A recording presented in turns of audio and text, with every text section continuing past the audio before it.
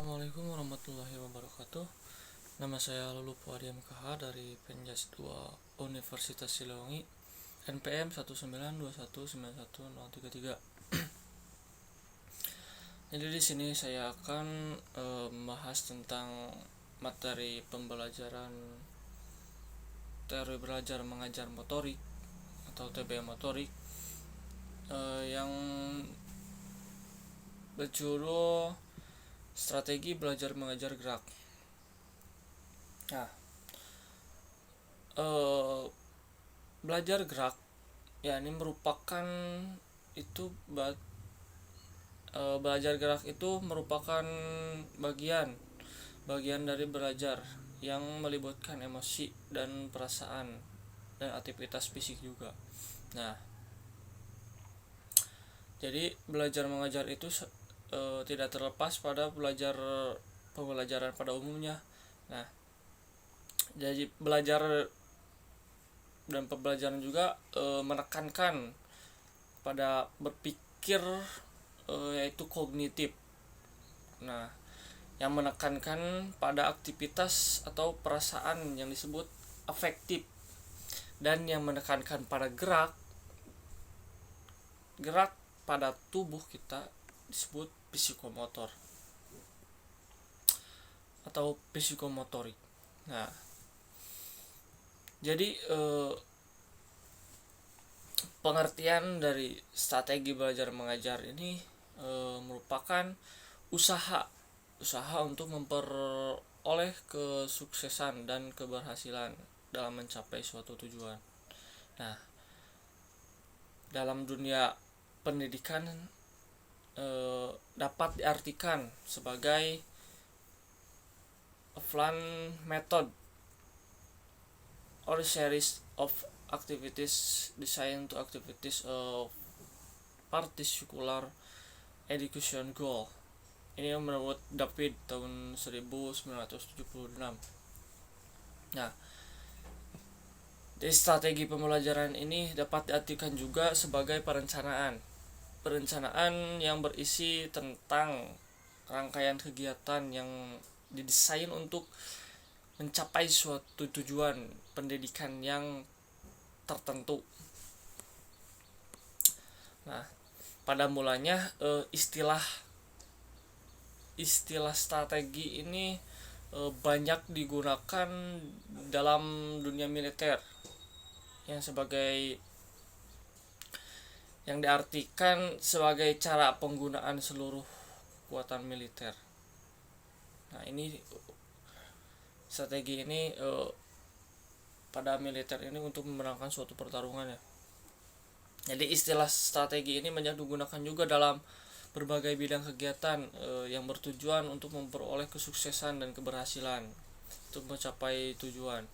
Nah, seperti halnya seorang guru, maka yang diharapkan adalah hasil yang terbaik dan proses pembelajaran yang akan menetapkan suatu strategi agar hasil belajar siswa itu juga mendapatkan prestasi yang baik. Nah, jadi strategi pembelajaran gerak ini pengertiannya adalah suatu kegiatan pembelajaran yang dikerjakan untuk mengajar dan peserta didik agar tujuan pembelajaran dapat dicapai serta efektif dan efisien. Nah, sedangkan menurut tokoh yang bernama Dick and Carey tahun 85 ya, ia menyatakan bahwa strategi pembelajaran itu adalah suatu set materi prosedur pembelajaran yang digunakan secara bersama-sama untuk menimbulkan hasil belajar pada siswa. Nah, dalam strategi belajar gerak motorik ini terdapat tiga macam yang berkaitan dengan pembelajaran. Nah, yang pertama ada strategi pengorganisasian pembelajaran. Nah, pengorganisasian pembelajaran ini disebut juga sebagai struktural strategi.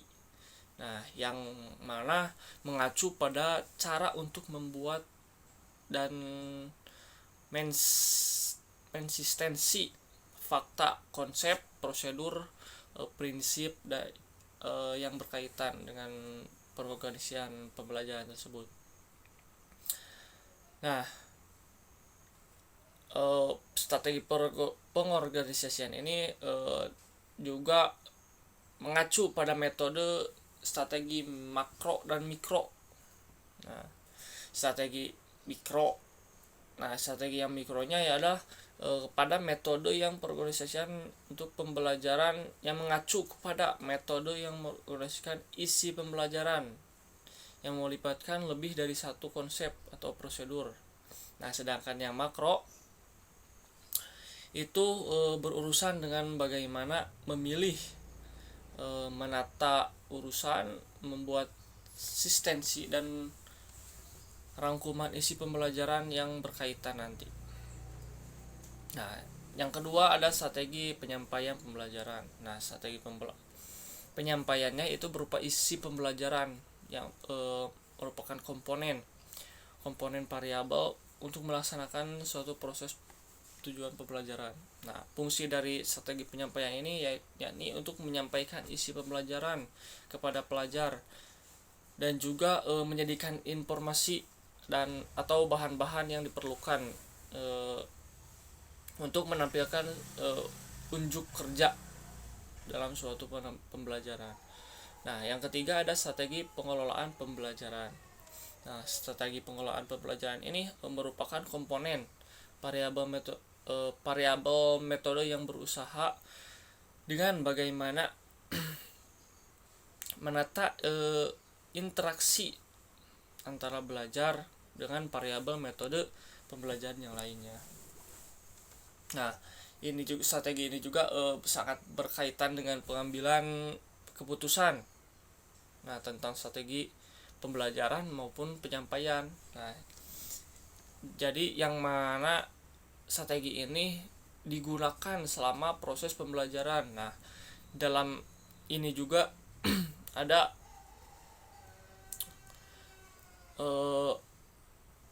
tiga klarifikasi variabel strategi pengelolaan, yaitu penjadwalan, pembuatan catatan, dan motivasi. Nah, ini yang berada pada strategi pengelolaan pembelajaran. Nah, selanjutnya ada urutan materi belajar. Nah, urutan materi belajar gerak tentunya ya. Nah, urutan belajar gerak yaitu yang pertama ada kognitif, yang pertama ada asosiatif, dan yang ketiga ada psikomotor tentunya. Nah, ini sudah banyak dibahas ya bahwa bahwasannya fase kognitif ini merupakan tahap awal, dan yang asosiatif itu merupakan tahap kedua, tapi masih gerakannya masih terbatas. Nah, yang fase otonom itu merupakan fase yang terakhir atau fase di mana seorang telah mencapai otomatisasi, mencapai gerakan yang sudah otomatisasi. Nah, kita langsung saja ke waktu latihan. Nah, waktu latihan suatu pembelajaran. Nah, pengaturan waktu ini sangat penting. Jadi harus diperhatikan. Nah, jadi jika kita mengatur jadwal olahraga, bisa kita contohkan seperti yang pertama itu kita menjadwalkan yang fleksibel, yang membagi waktu latihan agar tidak sesuai jadwal harian kita. Jadi kita harus memberi waktu belajar gerak kita tetapi tidak mengganggu kepada aktivitas yang lainnya. Nah, yang kedua itu harus memasukkan olahraga dalam jadwal harian kita. Tentunya olahraganya yang harus yang misalnya itu yang mudah terlebih dahulu langsung ke yang susah. Ya, yang ketiga harus memiliki rencana cadangan. Nah, ya di mana rencana cadangan ini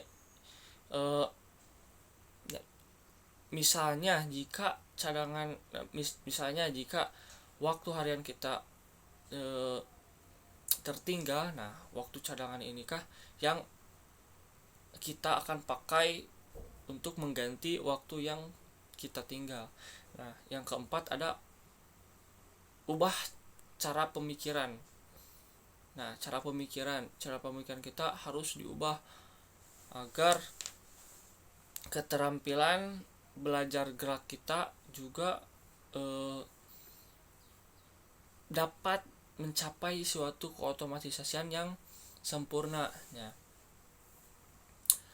Dan yang kelima itu kita harus menikmati setiap gerakan yang kita latih.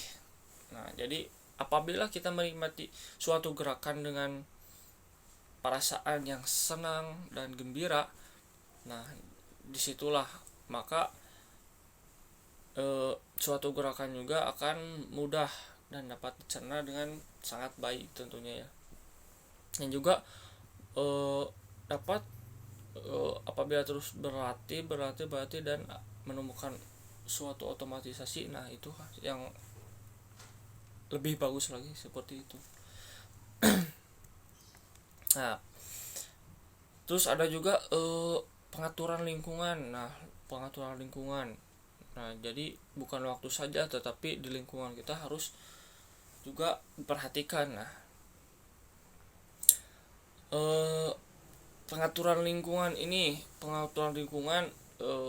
terkait pengembangan anak ya, maupun ada bahan-bahan yang perlu kita ketahui atau prinsip-prinsip pengaturan lingkungan dalam bermain anak. Nah, jadi kita harus diperhatikan juga anak bermain seperti apa. Nah, faktor lingkungan ini yang menjadi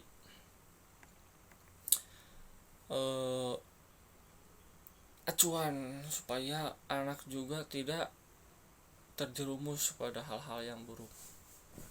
Nah, prinsip-prinsip lingkungan ini yang pertama ada tingkat pengembangan anak.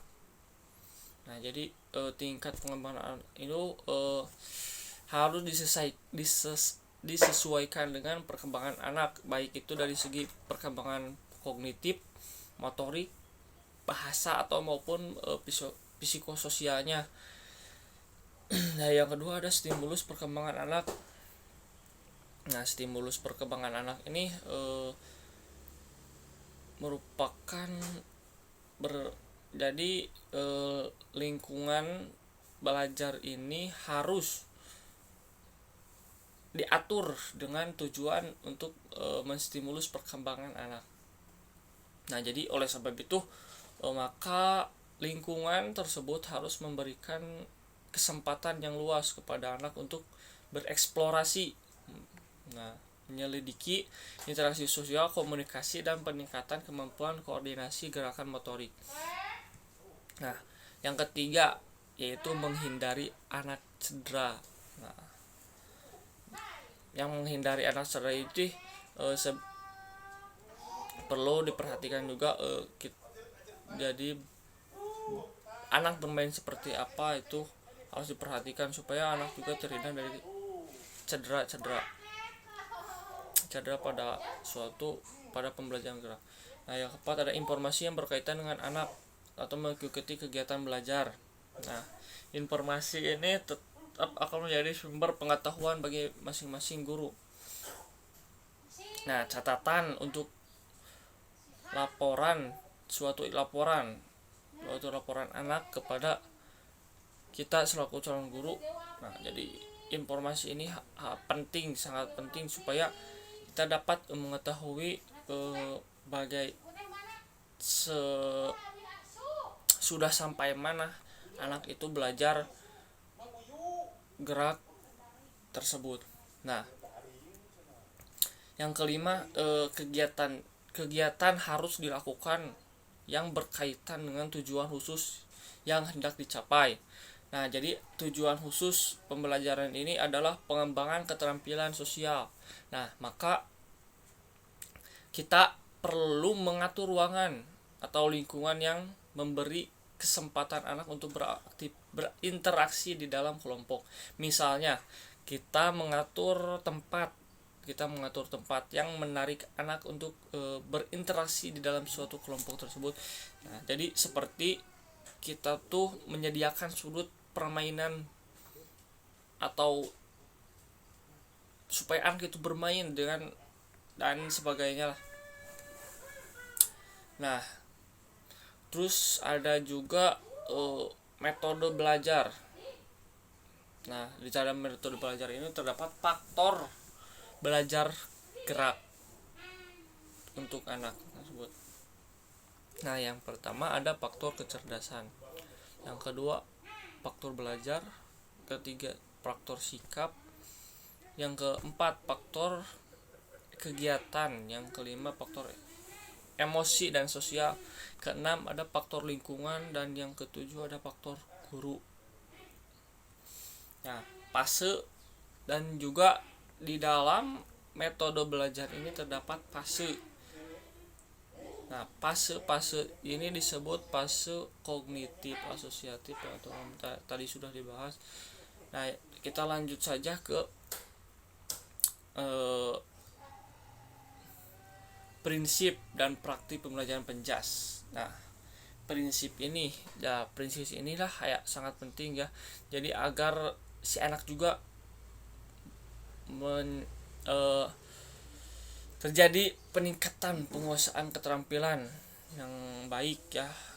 Jadi gerak ini tercapai secara optimal dan dilakukan dengan pengaturan koordinasi praktik yang baik yang melalui instruksi yang tepat. Nah, ada juga beberapa prinsip. Nah, prinsip dalam hal ini ya, yakni yang pertama ada pengaturan giliran, yang kedua ada prinsip beban meningkat. Nah, pengaturan giliran ini bisa dimisalkan apabila seorang anak itu melakukan dalam satu kelompok ya. Nah, kita instruksikan bahwa si anak yang pertama itu harus melakukan suatu kegiatan belajar gerak secara maksimal. Nah, apabila sudah kelelahan, bisa diganti lagi oleh kelompok selanjutnya. Seperti itu bisa disepertikan seperti itu menurut saya itu. Nah, yang kedua ada beban belajar meningkat. Nah, jadi apabila si anak sudah melakukan atau sudah mencapai suatu gerakan yang sangat baik di dalam satu materi, nah tentunya kita harus terus menambah beban materi tersebut supaya nanti dapat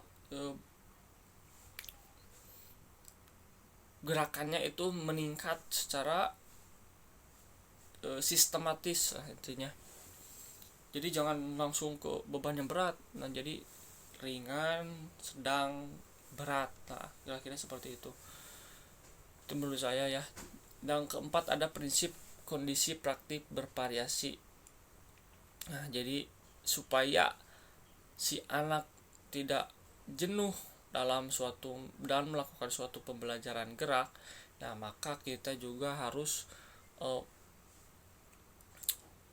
berinovasi lah untuk. Nah, yang keempat ada pemberian motivasi dan menyemangati. Nah, jadi pemberian motivasi ini supaya si anak itu bersemangat untuk berlatih secara terus-menerus supaya nanti bisa mencapai hasil yang maksimal. Nah, mungkin segitu saja pemaparan dari materi dari saya. Kurang lebihnya mohon maaf. Wassalamualaikum warahmatullahi wabarakatuh.